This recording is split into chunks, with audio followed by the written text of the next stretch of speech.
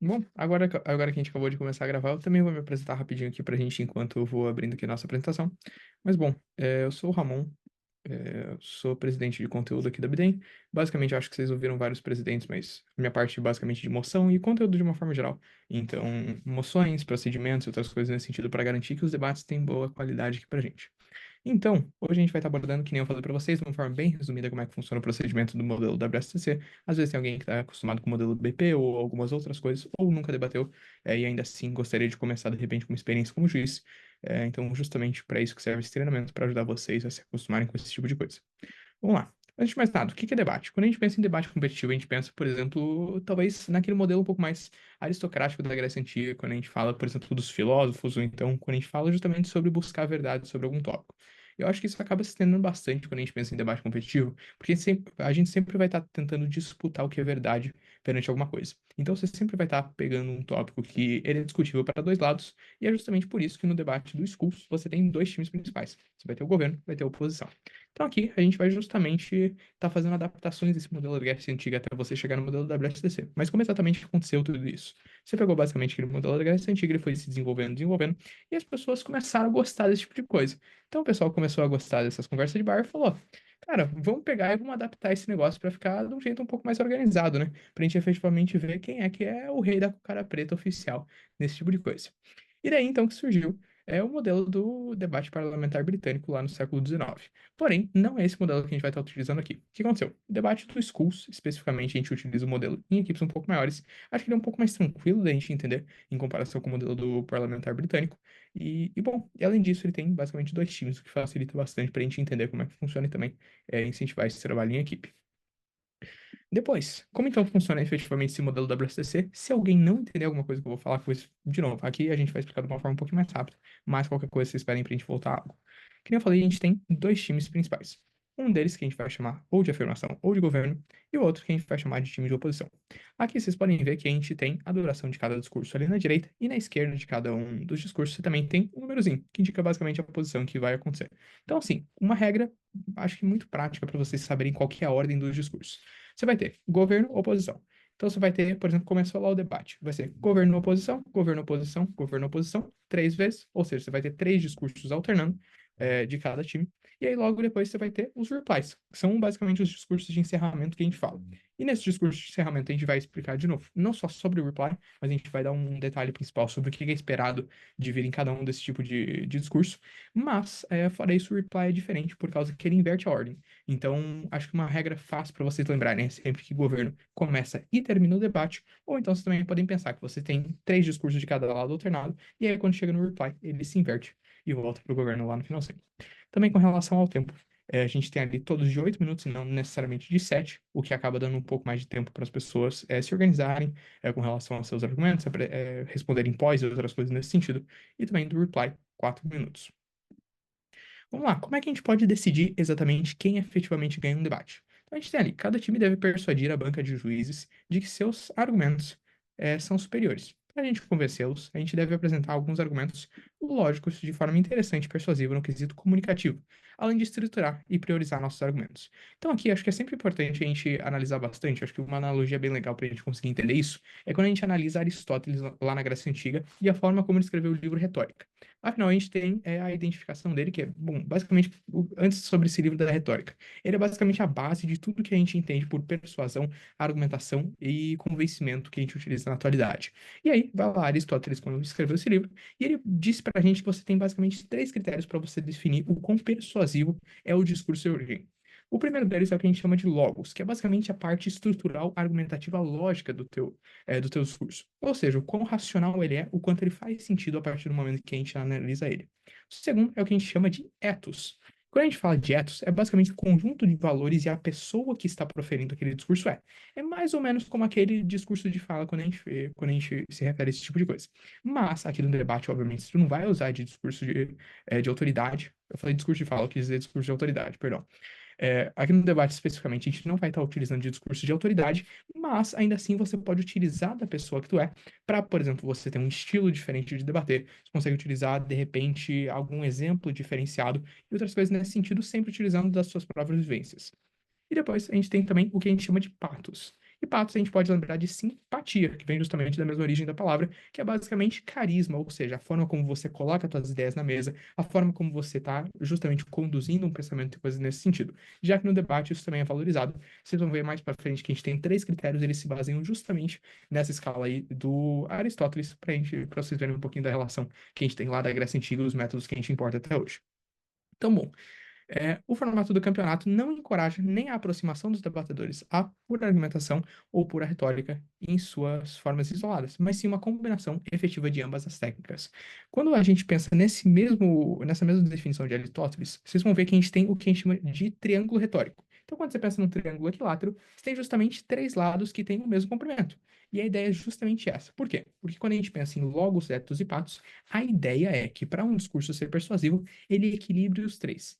Agora, o que acontece? A gente tem também adaptações disso daí baseado no modelo. Por exemplo, se você está falando de um vídeo do TikTok, você não vai ser algo totalmente racional se você quiser ter o máximo de alcance possível. A mesma coisa aqui no debate. Então a gente adapta isso daqui e o que eu posso dizer para vocês a partir disso? Aqui no debate, a gente valoriza muito mais o logos do que qualquer um desses outros dois critérios. Por quê? Porque aqui a gente está analisando a consistência argumentativa, a consistência lógica do que vocês estão passando para a gente. Então é justamente a partir disso que a gente vai estar julgando. Ou seja, uma pessoa pode chegar lá e ela pode, de repente, não falar isso da forma mais bonita possível. Mas ainda assim o juiz vai.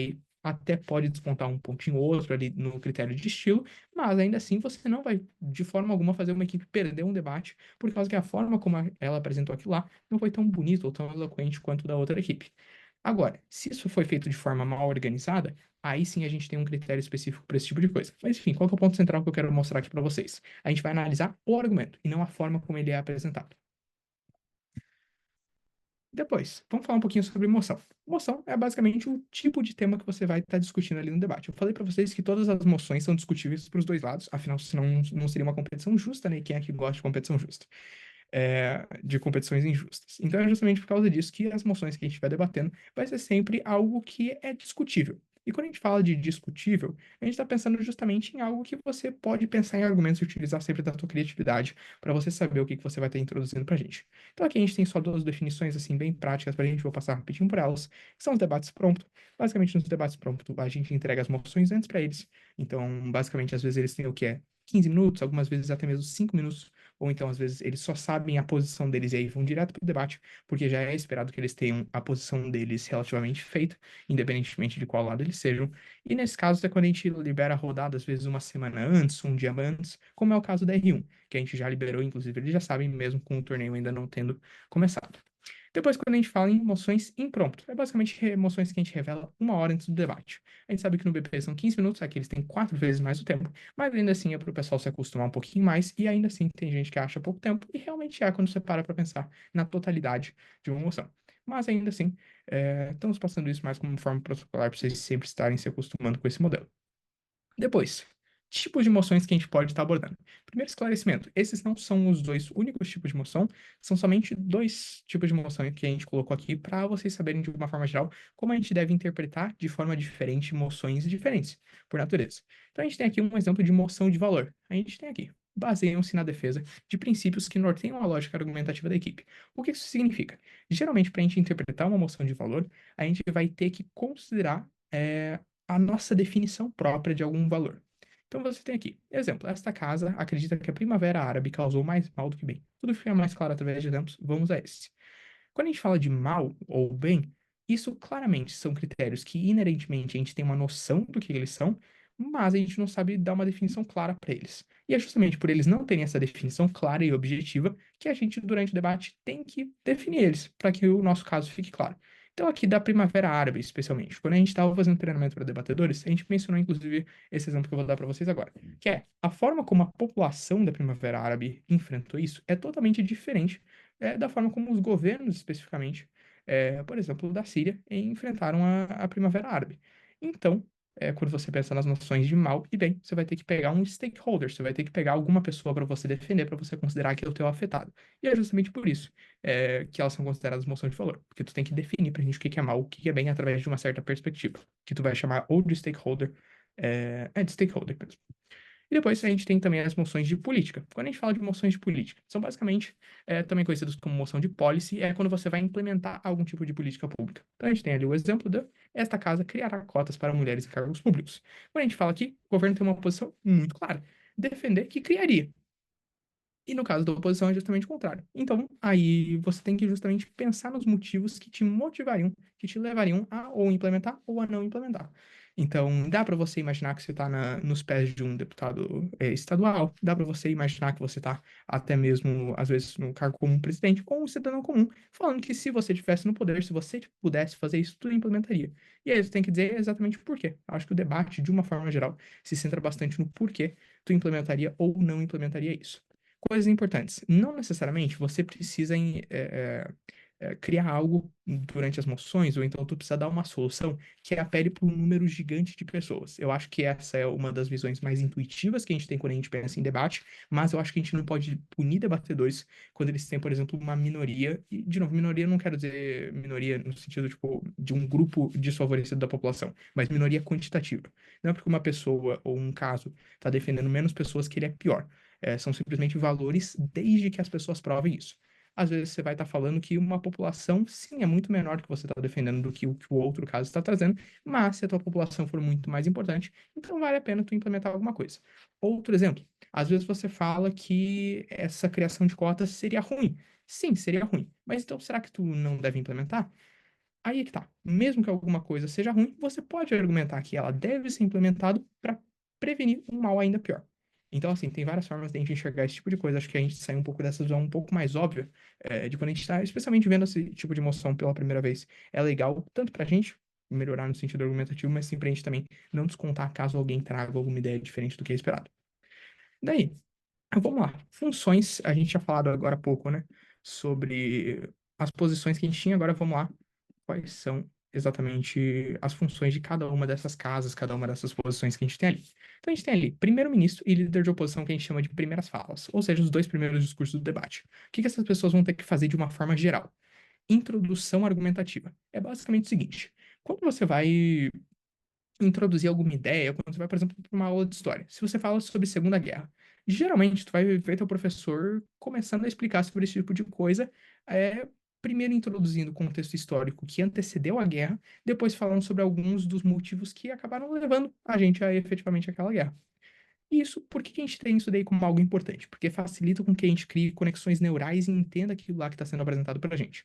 Aqui, a gente está fazendo basicamente a mesma coisa. Em vez de você simplesmente jogar um argumento na cara da pessoa e falar, entenda, você vai ter as pessoas que estão gastando 8 minutos para falar sobre definições pra gente. Vamos dar um exemplo aqui para facilitar tudo pra gente. Se a gente tem a moção do esta casa criaria cotas para mulheres em cargos públicos, o que que seria esperado de um primeiro-ministro ou então de um líder de oposição? Vamos imaginar que o caso dessa equipe está falando que igualdade de gênero é algo inerentemente bom e que, consequentemente, um dos argumentos que eles estariam trazendo é de que a criação no caso, nos levaria a um avanço significativo na luta por igualdade de gênero. Eles chegariam, só que antes de simplesmente jogar esse argumento na nossa cara, eles falaram o seguinte: olha, a gente entende que sistematicamente, historicamente, a gente está tendo um cenário de desprivilégio para as mulheres, já que elas muitas vezes têm as mesmas qualificações que homens, mas ainda assim elas estão sendo injustiçadas. E a partir disso, então, a gente acredita que hoje a gente tem mecanismos, por exemplo, inconscientes que fazem com que a gente acabe desvalorizando mulheres. Por exemplo, quando a gente está fazendo a contratação, o contrato para alguma vaga de trabalho ou coisas do tipo. E é justamente por causa disso que a gente acredita que, ao estabelecer as cotas, a gente consegue quebrar esse mecanismo irracional.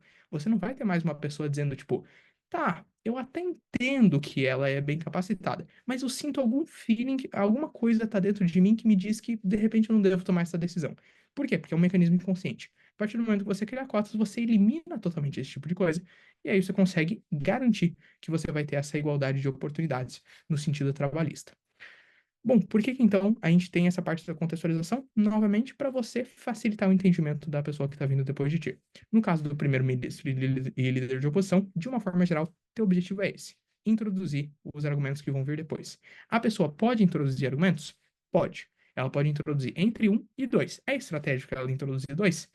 Geralmente não. Depende da posição. Às vezes a equipe vai introduzir três argumentos e acaba que o adjunto vai estar com muita coisa para ele refutar depois. e aí acaba sendo meio difícil. Então, assim, ele pode introduzir entre um a dois, não tem certo nem errado, vai muito da estratégia como um todo. Não tem como eu olhar para vocês e falar, simplesmente sem olhar o debate, que uma coisa é certa ou errada. Então, é muito sobre isso, em regras gerais. O que que difere, então, o líder da oposição do primeiro-ministro? Líder de oposição, antes de fazer essa introdução argumentativa e também contextualização, ele vai refutar tudo que foi trazido pelo primeiro-ministro. Isso é importante porque você não simplesmente compra as definições que estão fazendo. Outra coisa muito importante, quando a gente fala de framing sobre alguma coisa.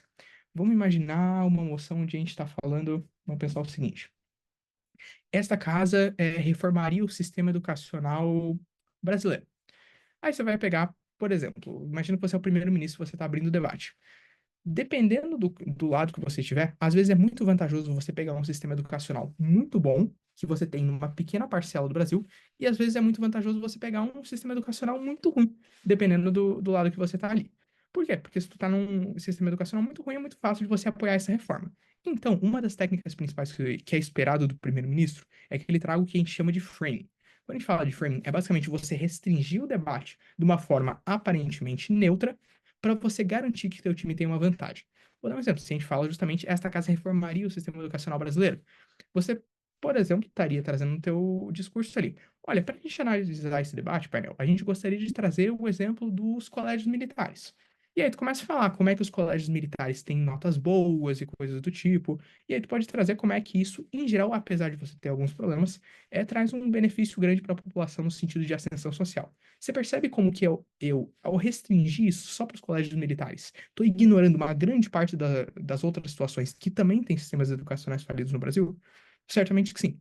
Mas a gente faz isso, a gente restringe o debate para você levar ele para um território mais favorável para ti.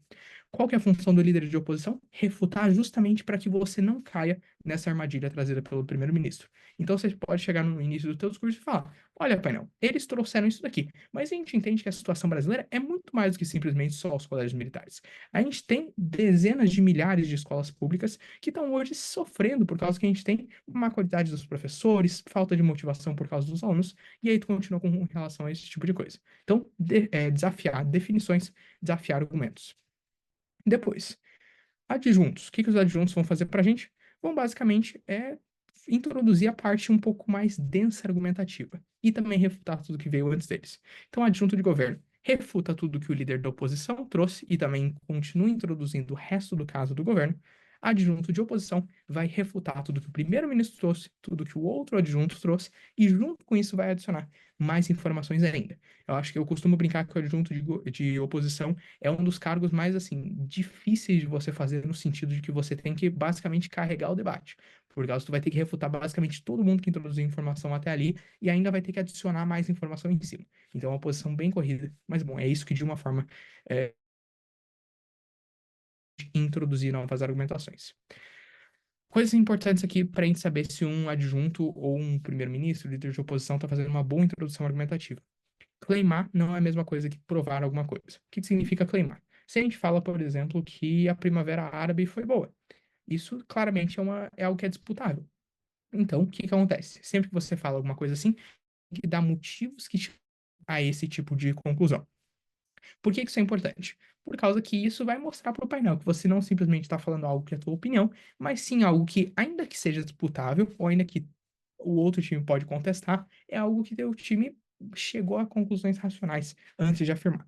Então, basicamente, vamos pegar um exemplo que é um pouco mais fácil. O exemplo que eu estava utilizando hoje para explicar para o pessoal dos debatedores. A gente teve, por exemplo, lá na Grécia Antiga, de novo, hoje eu estou gostando de Grécia, acho que eu vou citar mais exemplos nesse sentido. Debate entre Parmênides e também Heráclito, que era basicamente sobre o mundo ser estável ou o mundo ser estático. E aí, qual que era o argumento do Parmênides para dizer pra gente que absolutamente tudo era estático, nada se transformava no mundo? Ele pegava, por exemplo, um filme. E num filme, ou um vídeo, alguma coisa assim, vocês podem ver que a gente tem os frames. Então você tem, por exemplo, 30 fotos, 30 frames por segundo. Se você pegar uma foto per si, ela é um objeto que está parado, tudo está parado na foto. Se você pega dois frames e compara eles juntos, você ainda assim tem tudo parado. Ou seja, se você pegar e estender isso daí, por exemplo, para 15 frames, ainda assim tu tem tudo parado. Mas espera aí, então como é que o movimento existe? Aqui estava parado, aqui estava parado. Cadê o meio? Como é que essa pessoa realmente mudou de um estado para outro? Como é que as coisas mudaram de um estado para outro? E esse era o principal argumento que ele dava para dizer que tudo era imutável. O que que seria uma claim? Vamos imaginar que o Parmênides está horrível na argumentação dele. Ele simplesmente chega pra gente e fala: olha, tudo é imutável e a gente acredita que é assim porque é. Tá aí, é evidente, vejam por conta própria. Isso seria um exemplo horrível de argumentação. Por quê? Porque ele, de novo, não prova pra gente. Agora, qual que é a diferença? Ainda que ele tenha dado toda essa argumentação, é possível que você discorde do Parmênides? Claramente, até porque tinha gente lá, o Heráclito, que dizia que mudava. E ainda assim, os dois tinham argumentos sólidos. Mas, qual que é a diferença, então, de você ter um argumento que não é provado versus um argumento provado? Você diz o que te levou a chegar àquela conclusão, ainda que aquilo lá seja disputado. Depois, passamos então para a posição do WIP e funções do WIP. Basicamente, o que que o WIP vai fazer? A gente estava até agora. Introduz, argumenta em cima disso, e aí o WIP vai basicamente reduzir, no caso, resumir o debate e fazer uma comparativa. Então, quando você fala do WIP, ele vai realmente falar o seguinte: olha, painel foi trazido desse lado, isso daqui, depois o adjunto complementou em cima disso. O nosso líder de oposição falou isso daqui e eu vou complementar em cima do que ele falou, justamente mostrando do porquê que o nosso lado é relevante. Ou então é mais relevante do que o outro lado está trazendo. Uma coisa muito assim, comum da gente utilizar na hora da gente estruturar nosso discurso como WIP é você estruturar em clash. Em clashes, no caso, as coisas. Porque o que isso significa? Quando a gente estrutura em clashes, você está basicamente pegando o debate e definindo ele em principais confrontos. Se a gente pega, por exemplo, da criação de cotas ali para mulheres nos cargos públicos, você poderia falar que um clash é sobre, de repente, representatividade. Outro clash seria, por exemplo, sobre a eficácia das cotas. E por que isso? Quando você fala de representatividade, tá falando, será que criar cotas realmente daria mais representatividade para as mulheres? Ou será que isso, de repente, seria só mais uma medida na tentativa, mas não geraria efeitos práticos? Quando você fala sobre eficácia, será que as cotas efetivamente são uma coisa que vai resolver esse tipo de situação? Ou será que não? E depois você pode elaborar várias outras coisas. Outro exemplo que a gente estava pensando hoje mais cedo era justamente sobre no caso, a dificuldade de implementação que você teria de uma medida assim. Então, é muito mais não só sobre será que vai dar certo se for implementado ou não, mas é simplesmente você questionar lá em cima, que é você falar, tá, mas será que hoje valeria a pena você gerar uma disrupção gigantesca na nossa sociedade para você mudar alguma coisa assim? Ainda que num cenário ideal isso fosse bom, e aí você tem três clashes para você utilizar como IP. No teu papel como IP, o que que você faria a partir do momento que você identifica esses clashes? Compara. Então você fala, eles trouxeram isso, a gente disputou isso, mostrando que a gente ganhou a partir de tal, tal, tal coisa que foi dito pelas pessoas antes de mim. E bom, isso é o que constitui uma boa fala de um IP. E aí, por fim, no reply, vocês vão ver que a gente tem bastante semelhança entre o IP e o reply. Por quê? O WIP, até certo ponto, pode ser igual ao reply. Qual que é a diferença? O reply ele pode ser mais amplo que o WIP, até certa forma. Por quê? Basicamente aqui, ele não pode introduzir nenhum novo argumento, nenhuma coisa do tipo. O WIP, no caso, o reply também não. Você pode apresentar um negócio por classes, a estrutura do teu discurso, o debate como um todo por classes, aqui também. Qual que é a diferença? Aqui, no reply, tu vai ter uma visão muito mais neutra daquilo lá que você está adjudicando. Enquanto no IP você pode ter uma visão parcial. No IP, você pode simplesmente chegar e falar direto. Olha, Perel, eles erraram por causa que eles fizeram esse tipo de coisa. No reply, você pode ter uma visão realmente mais parecida com o juiz. Só o seguinte, olha, analisando racionalmente essa situação, a gente entende que o que eles trouxeram é verdade até certo ponto. Qual que é o problema que eles estão trazendo pra gente? Aqui, a gente entende que eles realmente não estão trazendo algo que é tão relevante para o debate. Aqui, a gente pode citar um exemplo de que você está falando, por exemplo, essa casa popularizaria o boxe no Brasil, em vez do futebol. E aí você pode analisar que o governo está trazendo para a gente o stakeholder, ou seja, as pessoas que seriam beneficiadas disso daí seriam as criancinhas. Mas será que as criancinhas realmente são os principais stakeholders, são as principais pessoas afetadas por esse tipo de coisa? Provavelmente não, pai, não. E é justamente por isso que a gente está trazendo impactos mais relevantes para esse debate, ao a gente focar no nosso público-alvo, realmente como adultos. Então, assim, você pode dar uma diferenciação simples, mas ainda assim, continuar provando por que que você ganhou o debate. De novo, como que o reply pode se diferenciar ainda mais do whip? Que nem eu falei para vocês, o reply ele é mais amplo. O que que isso significa também? O reply tu pode utilizar um apelo emocional maior do que no whip. O whip tu deve sempre ser racional. No reply você pode, por exemplo, contar uma história de como que, se você pega outra moção falando sobre preservação de terras indígenas, você poderia lá chegar no teu reply e contar a história do índio Ricardo, apesar de Ricardo não ser nome de índio, E aí você conta como é que o índio Ricardo acabou perdendo seu território, sua comunidade, sua conexão com a natureza e outras coisas assim, a partir do momento em que a gente teve outras pessoas que chegaram lá e tomaram a posse desse território indígena. Então tu começa a realmente mostrar a relevância desse tipo de coisa, a emoção que o indígena Ricardo acabou sentindo com relação a todos esse tipo de coisa. E depois você faz um apelo um pouco mais racional para as pessoas que estão ali te ouvindo. Você pode falar, por exemplo, é uma pena que a história do Índio Ricardo não seja a única história que a gente tem hoje aqui no Brasil. Isso ocorre com milhares e milhares de populações, de comunidades indígenas, mas ainda assim a gente não tem absolutamente nada, e é isso que o outro lado está apoiando. E aí, enfim, tu utiliza um pouco mais do senso comum dessa sátira, um pouco mais para o juiz conseguir entender o que que é óbvio dentro do debate, para que, enfim, tu traga a vitória pro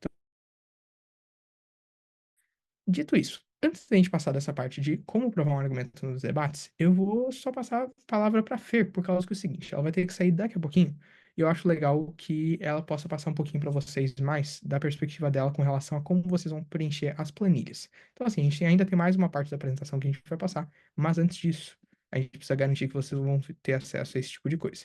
Então, enfim, passa uma pausa aqui, depois a gente volta.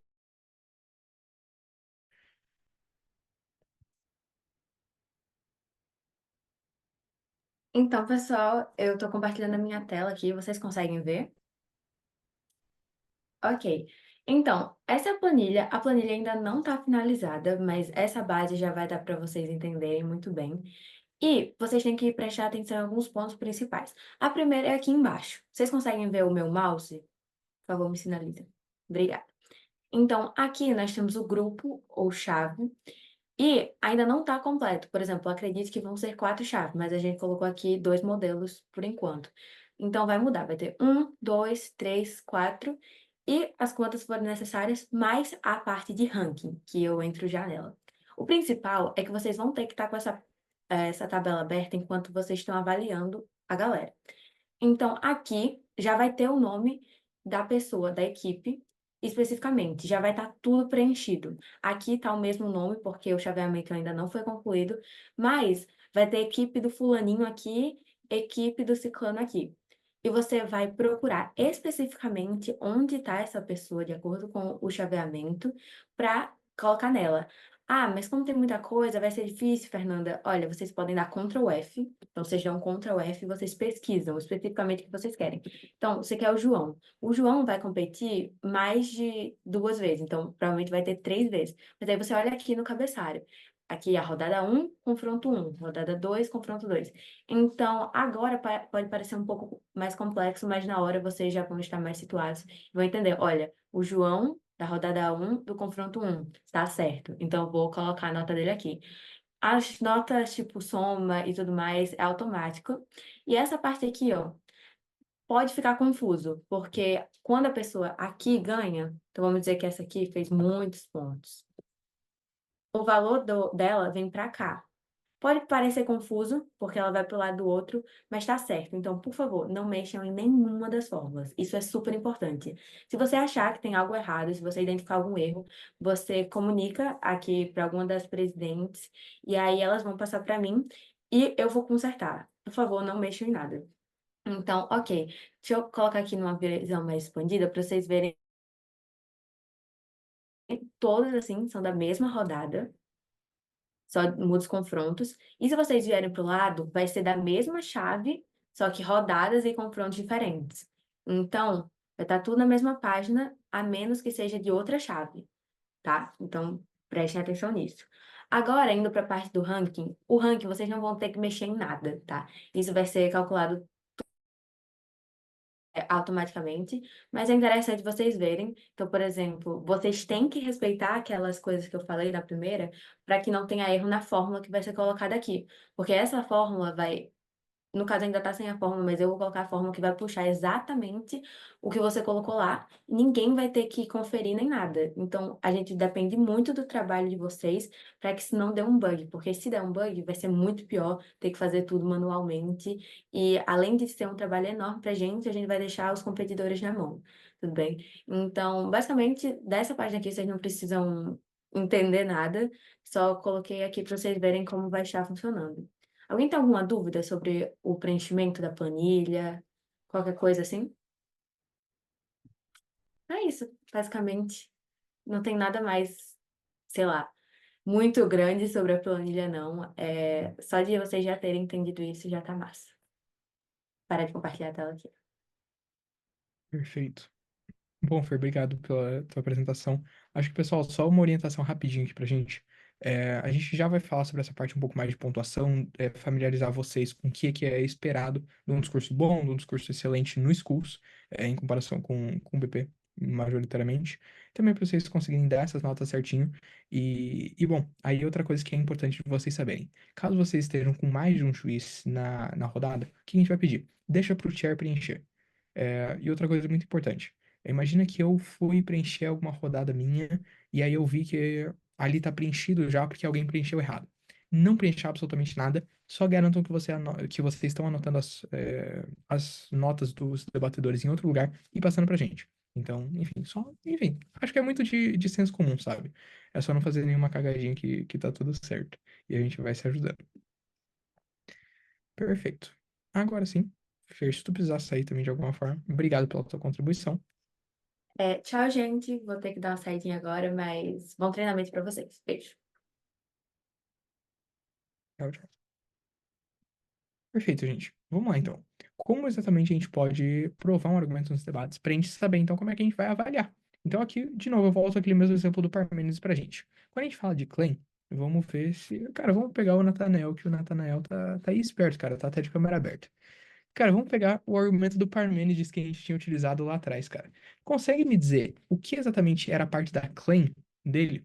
De tudo aquela explicação zona que eu te dei. O que será que era só a parte da claim? Bah, cara, não tô lembrando agora. Vamos lá. Cara, vamos fazendo junto aqui, tá bom? A gente vai se Ah, ajudando. isso. Qual que é a parte Aham, da claim? beleza. A parte da claim é basicamente a frase principal que a pessoa diz logo no começo do argumento. Uhum. O do Parmênides era: nada muda, nada é mutável. Tu concorda Tá, que quando a gente perfeito. pensa numa frase assim, é disputável? Tu fica pensando, né? Tipo, nossa, mas por que que como que ele chegou a esse tipo de conclusão? Sim, né? É a Uhum. primeira coisa que vem na nossa cabeça. E é justamente por isso que a gente tem a segunda parte da gente provar um argumento, que é a parte da análise e garantias. Vamos lá. Acho que a parte da análise é um pouco mais intuitiva da gente conseguir entender, né? Consegue explicar pra mim qual era a parte da análise lá do argumento do Parmênides que a gente estava usando agora há pouco? Por favor. Eu tenho uma memória muito fraca. Você escolheu a pessoa errada, velho. É sério. Vamos lá. Vou te ajudar então.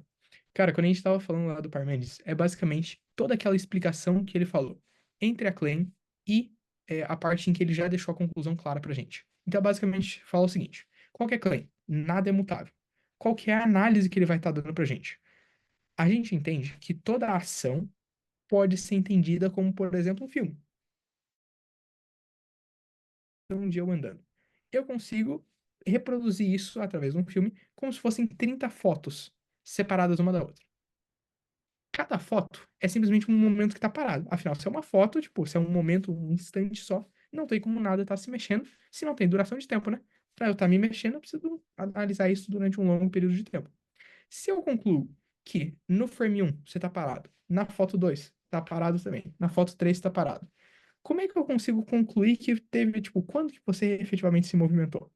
Né? Tu pode sempre dividindo isso em mais e mais e mais momentos, em mais e mais e mais instantes. Então, qual que é a conclusão que a gente pode tirar disso? Nada é mutável, tudo é sempre a mesma coisa. E ele traduz isso como o nosso senso de essência. É algo confuso? Claramente, porque o exemplo que eu peguei é confuso também. Mas, de uma forma geral, acho que a análise é todo esse período, todo esse grosso que ele está trazendo para a Uhum. gente para poder mostrar para a gente qual que é o raciocínio que ele teve por trás daquilo. Faz sentido? Faz total sentido. Beleza. Perfeito. Quando a gente pensa na parte de garantias, que é o restinho ali que a gente tem pra gente saber quando que uma pessoa provou um argumento no debate, esse exemplo do Parmênides não vai ser bom pra gente. Mas, o que que a gente pode pensar? Vamos voltar naquela noção de implementação de cotas para cargos públicos para mulheres. Quando a gente fala sobre garantia, é basicamente o seguinte: você já fez a claim. Vamos pegar um exemplo de claim. As cotas aumentariam a representatividade feminina no setor público. Qual que seria a análise? Tu pode começar a explicar como que cotas são um exemplo que como que cotas, por exemplo, faz com que as pessoas deixem de ter esse julgamento irracional, porque afinal a gente tem todos esses traços históricos que fazem que a gente tenha esse preconceito, essa discriminação, ainda que ela seja involuntária, né? Acho que a gente fala isso existe para racismo, existe para várias outras formas de a gente tratar minorias em geral. Então, quando a gente fala sobre isso, tem coisas que são involuntárias no nosso julgamento. A gente acha que a gente está fazendo sem querer, ou muitas vezes nem sabe que a gente está fazendo. Mas sempre tem um pouco desse tipo de coisa afetando na gente, que é justamente o racional. Então, essa seria uma análise. E aí, o que que a pessoa falaria no fim da análise? A gente entende que cotas seria uma forma de solucionar isso. Agora, qual seria a última parte do argumento que tu estaria fazendo? Seria a parte das garantias. O que que é uma garantia para mim? É basicamente uma garantia de que aquilo vai dar certo. Quando tu vai comprar um carro, a garantia diz pra gente que se o carro quebrar, tu tem a garantia de que aquilo lá vai voltar novo pra gente. A garantia no debate é o que vai garantir que aquilo lá vai dar certo. Qual seria uma garantia para esse argumento, por exemplo, das cotas no setor público feminino? Você poderia falar, as cotas foram uma ótima forma de a gente conseguir trazer mais diversidade para as universidades. Se isso deu certo para as universidades, a gente entende que apesar de ser um pouco diferente, mas, em geral, as cotas funcionam. Então, você está utilizando ali um exemplo que dá um pouco mais de garantia, dá uma segurança maior para a pessoa que está ouvindo, para ela ter certeza de que aquilo lá que você está falando efetivamente faz sentido. Alguém não conseguiu entender alguma parte que eu falei aqui da parte de claim, análise e garantias? Por favor, juízes. É extremamente importante que vocês saibam disso para vocês saberem julgar se alguém está fazendo esse passo a passo da forma correta. Então, enfim, vou esperar mais uns 5 segundinhos. Levantem a mão se vocês tiverem alguma dúvida. Perfeito. Eu imagino que não, então vamos passar para frente. Pontos de informação. O que são exatamente pontos de informação? É basicamente uma indagação que tu pode fazer com relação a algum discurso. Imaginemos que a Luísa está fazendo o discurso dela de PM, e eu estou com uma dúvida muito grande sobre o discurso de PM dela. Antes dela começar o discurso dela, o juiz vai falar para ela o seguinte: por favor, estabeleçam como vocês gostariam de fazer os pontos de informação de vocês. E aí a Lu vai chegar e vai falar: olha, gente, para vocês fazerem pontos de informação durante o meu discurso, vou pedir que vocês, por favor, levantem a mão. Ela tá fazendo o discurso dela, eu vou lá e levanto minha mão. Vamos ver. Enfim, não tem como levantar a mão que eu tô compartilhando na tela, mas vocês entenderam. Aí o que acontece? Eu levantei a mão, ela falou, faça seu pode. E aí eu vou fazer uma frase curta, com no máximo 15 segundos. Por que 15 segundos? Porque se passar de 15 segundos, a pessoa que está fazendo o discurso pode voltar a me interromper. Eu basicamente vou fazer uma indagação de algo que eu não estou entendendo.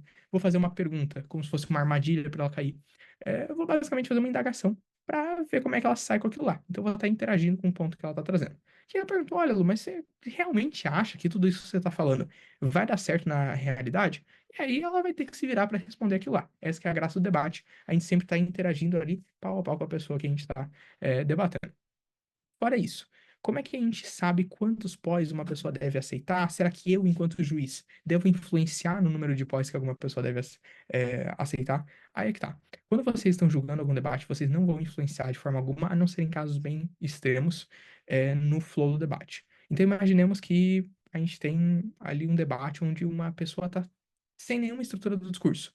Aí ela, gente, pós, por favor, pós, vamos lá, me ajudem. Só para o discurso não ficar com 1 minuto. O que que tu vai fazer? Vai simplesmente ficar quieto, vai descontar um montão de ponto daquela pessoa, se o discurso dela não teve importância, mas você não atrapalha. E a pessoa que estava discursando não interrompe ela, simplesmente deixa a pessoa falando, falando, falando. Tu vai entender que a pessoa que está fazendo POI está sendo ética? Não exatamente, né? Da mesma forma, a pessoa que está discursando, ela vai estar simplesmente deixando ser afetada, o discurso dela está perdendo totalmente a estrutura, por causa que ela está deixando outra pessoa interromper ela, sendo que ela deveria conhecer as regras. Então, assim, é muito de vocês saberem o que deve ser feito e vocês anotarem em cima disso. Mas, enfim, pós eu acho que serve bem mais para debatedores, é só para vocês saberem que, tipo, não tem ninguém interrompendo ou coisa do tipo. Só um detalhe, em caso de interrompimento, por favor, não deixem isso acontecer. Imagina que uma pessoa tá falando e a outra só, sei lá, abre o microfone e a mãe começa a falar atrás e atrapalha totalmente. Esse seria um exemplo de situação onde vocês abrirem o microfone de vocês, tipo, fulana, teu microfone tá aberto, ou então simplesmente muta a pessoa para não atrapalhar o flow do discurso da outra. Por fim, quase esqueci, tempo protegido. É basicamente o seguinte: as pessoas só podem fazer pós para as outras quando a gente está entre o primeiro e o sétimo minuto de discurso.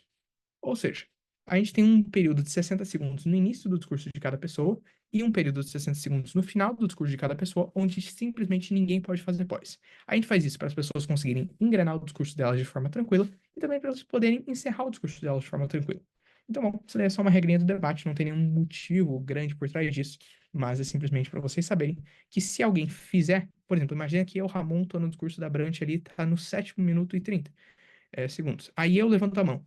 Você não vai falar nada, mas eu perdi o ponto. Por levantar a mão na hora que não era pra levantar a mão. Pra fazer pai pra ela. E imaginamos que eu levantei a mão e ela aceitou. Ela pode fazer o pai. Aí nós dois perdemos um ponto. E aí eu posso simplesmente perceber nessa hora e não falar nada. Aí tudo bem, eu já perdi ponto pra levantar a mão, mas ainda assim, né? Agora imaginemos uma outra situação. Eu levanto a mão, ela aceita e eu efetivamente faço a pergunta para ela. Aí tu pode descontar um pouquinho mais de pontos, justamente porque aí tá todo mundo saindo do regulamento. Mas lembrem sempre de uma coisa: nunca é o regulamento que vai fazer alguma pessoa, tipo, perder realmente o debate, se ela realmente estiver ganhando. Vocês até podem descontar algum pontinho de estilo, alguma coisa nesse sentido, mas tomem muito cuidado, porque a decisão final de vocês tem que sempre pesar pro time que efetivamente tem mais consistência argumentativa. Aí, vamos para a parte um pouco mais de juízes, efetivamente. Como funcionam os critérios de avaliação que a gente tem? A gente tem três principais: conteúdo, estilo e oratória e estratégia. Conteúdo avalia a força argumentativa do argumento, avalia a força ou força argumentativa do conteúdo do discurso apresentado. Então, basicamente, o que que é isso? É o logos que nem eu falei para você. É o quanto isso faz sentido do ponto de vista racional. Mas será que é só o racional que conta dentro do debate? Claramente não. A gente também tem estilo e oratória, que também vai de 0 a 40 pontos, e mede a qualidade da exposição das ideias das equipes. De novo, apesar de você ter uma escala de estilo e oratória, sempre conteúdo, não digo conteúdo per si, mas eu digo a lógica argumentativa é o que vai reinar. Então, sempre se orientem para saber quem vai ganhar, e aí depois que vocês já tiverem determinado quem vai ganhar, aí sim vocês dão os pontos de conteúdo, estilo e oratória e estratégia também. Mas bom, estilo e oratória é muito intuitivo, somente vocês saberem a oratória da pessoa, coisas nesse sentido. E por fim, estratégia. Vamos imaginar um esporte de equipe. Você pensa no futebol. Você tem o goleiro. Qual que é a função do goleiro? Simplesmente defender. O goleiro vai lá para a área? Ou faria algum sentido tu mandar o goleiro para a área lá no futebol? Não, não faz o mínimo sentido. Da mesma forma como o atacante não vai colocar a mão lá, não vai defender pênalti. É a mesma coisa aqui no debate. Tu não vai colocar o teu whip para ficar fazendo introdução argumentativa. Tu não vai ficar colocando o teu PM para ficar introduzindo um montão de argumento e não fazer contextualização nenhuma. E jamais vai colocar o reply para colocar algum argumento a mais, coisa do tipo, ou reduzir o debate alguma coisa um pouco maior. E é justamente por isso que cada função tem uma função específica. Enfim, se alguém tiver alguma dúvida com relação a alguma função que a gente explicou lá atrás, eu sei que eu expliquei de uma forma bem resumida, mas me digam, porque, de novo, vocês precisam saber se eles estão fazendo as coisas certas ou não. Então, essa é a hora de vocês levantarem a mão pra gente fazer pra gente voltar alguma coisa caso precise. Se não, a gente passa pra frente. Tudo certo com relação a isso? Certo. Eu imagino que sim. E aí depois a gente tem algumas instruções gerais para a adjudicação. Por mais que a escala de avaliação do WSDC vá de 0 a 100, todos os discursos são avaliados de 60 até 80, ou seja, ela é uma escala um pouco reduzida, sendo 60 um discurso pouco estruturado e 80 um discurso perfeito. Gente, um segredo para vocês: não vão dar 80 para absolutamente ninguém, senão vocês vão ser basicamente linchados, ou coisas assim. Por favor, não façam isso, senão vocês vão gerar probleminhas no campeonato. Como é que funciona? Só para vocês terem uma ideia. Em geral, os melhores discursos do WSDC, que é o Mundial de Debates, vão receber, de repente, uns 74, assim, no máximo. Eu diria para vocês, mais que isso, vocês estão ficando provavelmente maluquinhos, porque aí deveria ser a pessoa que está indo lá pro WSDC agora na Serve, e não debatendo aqui no TBD. Às vezes vocês vão achar uma pérola, sim, mas as probabilidades são muito maiores de que a gente esteja um pouco maluco, e não necessariamente de que a pessoa seja uma pérola. Então, qual que acho que a moral da história que fica pra gente aqui? Em geral, eu já vou passar a tabelinha para vocês poderem usar na hora que vocês estiverem adjudicando, mas em geral, vocês vão dar, por exemplo, um discurso horrível. A pessoa falou, por exemplo, por 1 minuto, não introduziu absolutamente nada, xingou, mandou você lá para aquele lugar no meio do discurso. Tu daria um 61. Ainda assim, não é nem 60, daria um 61. Imaginemos que a pessoa faz um discurso horrível com o quê? Uns 3 minutos e meio, não fala nada com nada, tipo, começa com um contextozinho ali, mas não introduz absolutamente nada. Tu daria o quê? Uns 63, 64, por volta disso. Um discurso bem mediano, assim, ruim, tu daria uns 65. Um discurso ok, assim, meio médio, tu daria uns 66, 67, alguma coisinha assim. Discursos bons, a partir de 68 é considerado um discurso bom. Então, 68, 69 já é um discurso muito bom. 70 pra cima é tipo, ele foi muito bem. Tipo, realmente essa pessoa tem bastante futuro. Vou dar um exemplo. Se eu não me engano, Lore, tu consegue confirmar isso pra gente? Qual foi a média, por exemplo, do último TBFD pro pessoal?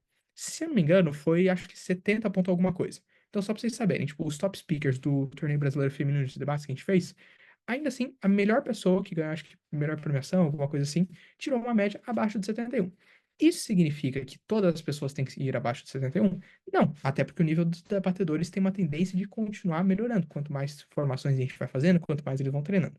Mas acho que a moral da história não é que nem no BP, que, por exemplo, se tu der uns 70 para uma pessoa, é, é totalmente diferente. Acho que esse é o ponto que eu quero chegar. Ninguém vai tirar 78, ninguém vai tirar 76, coisas nesse sentido. As notas são muito mais baixas e elas são propositalmente feitas para elas terem uma variância menor.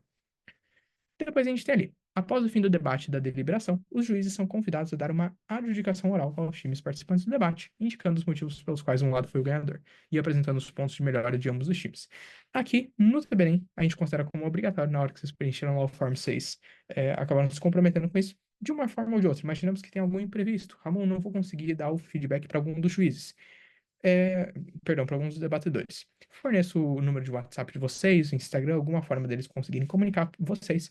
E, por favor, façam anotações do que vocês, não só durante as rodadas, acho que é um dever de vocês sempre estarem anotando, para vocês conseguirem dar no caso, a adjudicação da forma correta. Mas, para isso, anotem, tipo, as ideias principais de melhora para cada um dos debatedores, que vai facilitar na hora bastante de vocês darem feedback. Acho que uma das principais dificuldades de todo mundo é assistir o debate inteiro, mas tô com muita preguiça de dar feedback porque é realmente algo chato. E aí você fala pra pessoa, peça no meu WhatsApp. Só que aí tu começa a olhar aquilo lá 3 dias depois. E aí tu já não lembra mais absolutamente nada do debate. Então esse é um problema muito comum que acaba acontecendo. E aí fica cada vez mais difícil de tu dar o feedback pra pessoa. Então acho que isso é algo que vai facilitar bastante a vida de vocês, caso vocês o fizerem. Vamos lá, critério conteúdo. De novo, acho que aqui a gente está basicamente fazendo só um resumo do que a gente já tratou lá para vocês. Então, trata-se dos argumentos apresentados por uma equipe sem vinculação direta com o estilo, ou seja, realmente a parte mais lógica do negócio. Também trata-se das refutações e clashes apresentados. Ou seja, será que faz sentido tudo aquilo lá que a pessoa está fazendo? Estilo, de novo, é a forma como tu apresenta isso daí. E aí, por fim, estratégia. Se faz sentido você apresentar da forma que você está apresentando, se você está se atentando às posições, se os argumentos que você está utilizando enquanto equipe são os mais fortes e outras coisas nesse sentido. Mas, de novo, acho que vocês vão perceber, conforme vocês forem julgando os debates, que a forma como a gente analisa, sim, em geral, tende a seguir isso, mas é muito mais no sentido de, tipo, tá, isso foi um discurso bom ou isso foi um discurso excelente, e a partir disso, a gente vai buscando os subscores de estratégia, de estilo e de conteúdo que se adequam àquele tipo de coisa.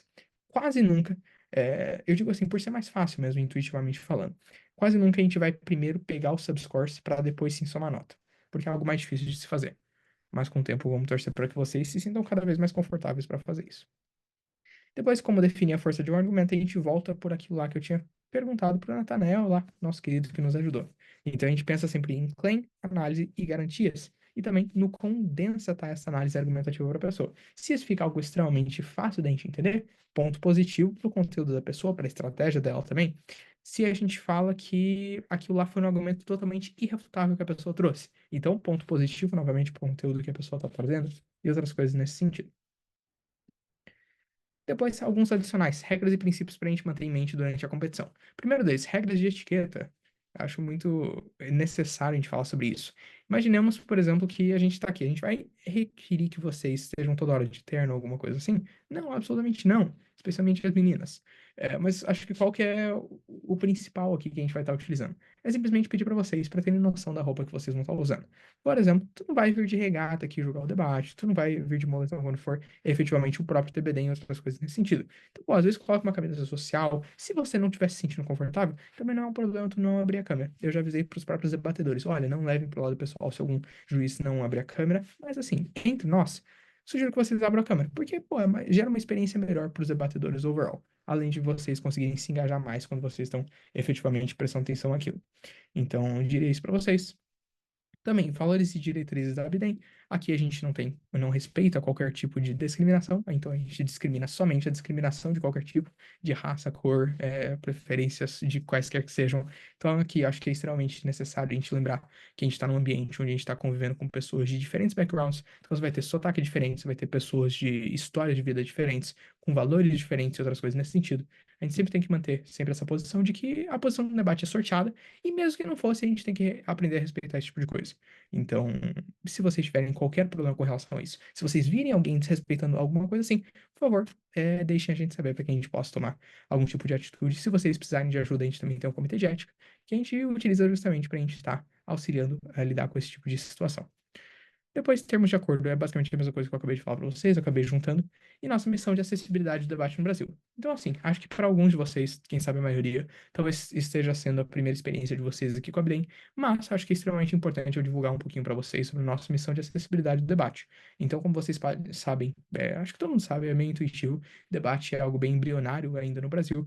Eu acho que a nossa missão é muito sobre como que a gente consegue efetivamente chegar a mais pessoas. E eu acho que a melhor forma da gente conseguir solucionar esse problema é justamente através de vocês. Então, eu queria fazer um pedido para vocês, independentemente da experiência de vocês aqui no torneio, indiquem para mais pessoas, chama para, de repente, algum colega ou de faculdade, de ensino médio mesmo, que está querendo participar, às vezes aquela pessoa que gosta muito de simulação da ONU, ou então aquela pessoa que simplesmente gosta de oratória em geral. Eu acho que quanto mais pessoas a gente conseguir trazer para esse esporte, eu acho que o debate competitivo mudou minha vida, facilita em diversos aspectos, não só para desenvoltura, mas eu digo a nível de currículo mesmo, sabe? Tipo, pense em quantas pessoas têm efetivamente a oportunidade de participar do torneio brasileiro de debate de ensino médio. Isso pesa muito a nível de entrevista, a nível de qualquer estágio que tu vai querer, e acima de tudo, acho que de experiência de vida.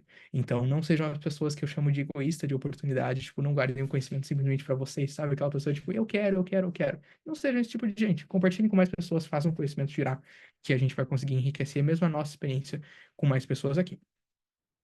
E é isso. Só para a gente lembrar algumas coisinhas. Modelo WSDC, como é que funciona? Dois times, três discursos consultivos, discursos de 8 minutos para cada um dos lados, dois discursos de 4 minutos, que são os discursos de reply para cada um dos lados. Objetivo de cada time. Muito tranquilo. Governo fala a favor, oposição vai falar contra. Estruturação argumentativa e mecanismos de prova. Lembrar, claim, análise, garantias. Ou seja, fala alguma coisa, prova porque aquilo é verdade, me dá garantias de que aquilo lá realmente ocorreria na realidade. Então, sempre analise se a pessoa está cumprindo isso. Pontos de informação e critérios avaliativos, só para vocês lembrarem que existem interrupções durante o debate, isso é normal.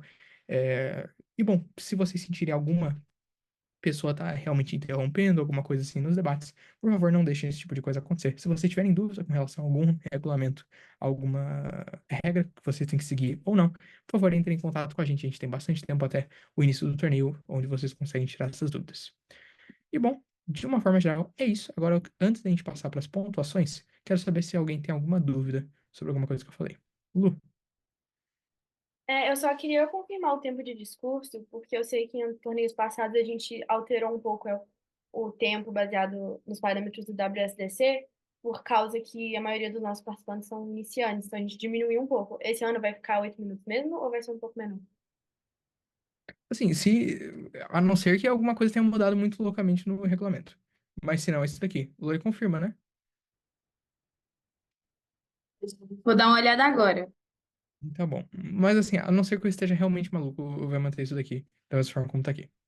Tá bom. Senão, provavelmente teriam me avisado. Mas tá bom, perfeito. Então tem aqui. Pode tirar um printzão se tu quiser. Acho que facilita pra sempre estar lembrando esse tipo de coisa. Gente, mais perguntas que alguém tem antes da gente passar pra parte final? Perfeito. Eu acredito que não. Então eu vou parar de compartilhar a tela e vamos lá. Bom, gente, vamos lá. Tabela de avaliação para vocês saberem de uma forma geral como é que vocês devem julgar algum discurso. De novo, aquilo lá que eu falei pra vocês anteriormente, tipo, sim, as notas vão de 60 até 80. Mas de uma forma bem geral mesmo, eu diria que é basicamente o seguinte: se um discurso for perfeito ou alguma coisa assim, aqui eu não jogaria 73, eu jogaria um pouquinho mais alto. Jogaria tipo 74,5, alguma coisinha assim. Mas, de novo, isso seria se fosse um discurso perfeito. E aqui a gente vai tratar mais ou menos como se fosse nas Olimpíadas. Tipo, nada é perfeito. Senão você tira a chance de desenvolvimento de alguma pessoa. Se você diz que o que ela tá falando já é perfeito, né? Então, basicamente você tem aqui. Vamos voltar só rapidinho aqui para as dicas que eu tinha dado para vocês. Como eu tinha dito, vamos priorizar sempre, depois que você vê o discurso, o que que tu vai fazer. Acabou de acabar o debate. Eu vou fazer minhas anotações aqui, vou rever elas no caso, ver se tem alguma coisa que eu ainda estou em dúvida. Por que isso? Porque a primeira coisa que eu vou fazer assim que eu terminar o debate é determinar quem ganhou o debate. Ou seja, sem olhar absolutamente nada de nota, eu vou primeiro tentar entender quem ganhou o debate. Como é que eu vou chegar a esse tipo de conclusão? Se você estiver numa sala de adjudicação sozinho, você simplesmente vai chegar e vai pensar: nossa, qual foi o time que conseguiu trazer de forma mais convincente os argumentos? Ou então, se você acredita que isso foi empatado, quem será que trouxe os argumentos que são mais relevantes para esse debate? Ou então, quais foram os impactos que esses argumentos trouxeram? E coisas nesse sentido. A partir do momento que você determina a equipe que ganhou, pera, isso é se você estiver sozinho. Se você estiver em grupo, aí o que que vai acontecer? Vamos supor que você tem o juiz chair, que é justamente o juiz que está comandando aquela rodada. O juiz chair vai chegar para os outros juízes, para as outras juízes, e vai primeiro perguntar o seguinte: vamos deixar alguns segundinhos para a gente revisar nossas anotações, e aí depois que aconteceu isso, vai chegar. Do juiz, em geral, eu sei que é meio difícil a gente determinar isso, mas em geral, menos experiente para o mais experiente. Por que a gente faz isso? Para a gente tentar não influenciar. Se você pega uma pessoa que às vezes é muito experiente no debate, aquela pessoa que está começando agora, às vezes, vai pensar: nossa, se a Luísa falou que esse negócio está certo, como é que eu vou dizer que está errado, né? Eu que não vou querer ir contra a Lu. E daí ela simplesmente vai com as outras. Então é justamente por isso que a gente primeiro pega a opinião da pessoa ali que está começando e vai de trás para frente. Mas bom, aí tu pergunta: por que tal equipe, qual equipe ganhou? E aí vai pegando a opinião de todo mundo, e depois começa a perguntar: por que você acha que tal equipe ganhou?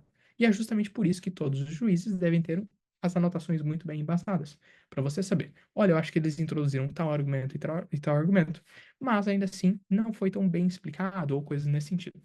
Depois que faz isso, qual que é o objetivo de cada juiz, depois que você já sabe a qual dos outros, ou seja, quem que todo mundo acha que ganhou. Cada juiz, de uma forma geral, sendo comandado pelo chair da discussão, vai tentar provar para o comitê ali dos outros juízes por que que tal time ganhou. Então você fala: olha, eu acho que o governo ganhou por causa que os stakeholders que eles provaram importam mais para o debate do que qualquer outra coisa que o outro lado trouxe. E aí tu começa a ter esse tipo de discussão, e aí vocês vão até vocês chegarem numa conclusão. Depois que o Chair achar que está tudo resolvido, ele vai novamente perguntar para todo mundo: alguém gostaria de mudar a call? Ou todo mundo mantém o que aconteceu? E aí sim vocês fazem a soma no final, e aí vocês veem quem ganhou o debate ou não. Tudo certo até aqui, né? Aí a gente passa para a parte de pontuações. Beleza. Vamos lá, de novo, depois que vocês já sabem quem ganhou o debate, vocês vêm para a parte de pontuação. E aí eu volto naquilo lá que eu tinha dito para vocês. Primeiro, venham aqui. Será que isso daqui foi um discurso perfeito? E aí o que é um discurso perfeito? Eu direi isso para vocês. A pessoa simplesmente carregou o debate. Tipo, ela estava sozinha. Os outros companheiros não fizeram absolutamente nada. E ela, de alguma forma, tipo, matou. Foi nela e a outra equipe não tinha o que fazer. E detalhe, a outra equipe não tinha o que fazer, não é naquele sentido assim: olha, tinha o que fazer, mas eles não fizeram e, portanto, foi um discurso perfeito. É realmente: nossa, a pessoa trouxe um argumento totalmente diferenciado, que matou totalmente o debate. Nem eu, juiz, jamais na vida pensaria em desenvolver algum argumento assim. Então, realmente, a pessoa fez algo revolucionário. Perfeito. Aí tu pode dar, de repente, um 7-3, aí tu considera alguma coisa. Se tu quiser dar mais de 7-3, minha dica: converse com alguém da adjudicação. Então, tipo, chama alguns dos chefes de adjudicação, alguns dos co-presidentes, para vocês conversarem, explicarem a situação, e aí a gente avalia se realmente é isso. A gente vai auxiliar vocês pra gente não dar nenhuma nota errada. Aí o resto eu acho que é um pouco mais intuitivo. Excepcional. De novo, o que vai ser um discurso excepcional? Provavelmente, assim, provavelmente mesmo é o melhor discurso daquele debate. Disparadamente, a pessoa basicamente carregou também. A única diferença é que ela não te surpreendeu tanto, eu poderia dizer isso, através do discurso dela. Aí, excelente, eu acho que aqui fica muito intuitivo pra gente sempre ir sabendo, e segue mais ou menos aquela ideia que eu tinha falado pra vocês. Um discurso muito bom vai entre 68 e 69, um discurso bom entre 66 e 68, satisfatório, tá aqui. E aí, baseado nisso, por exemplo, imagine que eu dei 70 para a pessoa. Vocês podem ver aqui que, para conteúdo, nem precisa fazer as contas certinho. Tipo, eu sei que vai até 40, mas a gente tem a tabela justamente para facilitar para vocês. Dá um 28 de conteúdo, 28 de estratégia, e aqui tu escolhe. Se tu der 14, a pessoa vai tirar 70. Se tu der 14,5, ela vai tirar 70,5. E se tu der 15, ela vai tirar 7,1. Na tabela que a Fernanda tinha apresentado pra gente, vocês vão, de novo, colocar os subscores. Mas por que que é importante vocês não colocarem, não mexerem na nota total? Por causa que lá no campo da nota total você já tem as fórmulas direto. Ou seja, não coloquem direto a fórmula total, vejam a fórmula total, vejam a nota total, e a partir disso insiram só os subscores que o próprio Excel vai fazer a conta direto pra gente. Beleza? De novo, se alguém esquecer alguma coisa dessas, avisem a gente. Bom, agora então a gente chega ao fim da nossa reunião. Caso alguém tenha mais alguma dúvida, eu vou abrir aqui para perguntas. Para o pessoal que está assistindo a gravação, a gente vai enviar no grupo de juízes O link, não sei se a gente vai enviar agora o link do Sheets, porque ele ainda vai ser bastante alterado e coisas do tipo, mas enfim, vocês vão ter acesso a esse link mais cedo ou mais tarde para vocês preencherem lá os resultados dos debates lá, com as notas individuais dos debatedores. A gente também vai estar enviando agora já a tabela de avaliação para facilitar para todo mundo, se vocês puderem ir estudando até o início do torneio. É isso. Tchau, gente.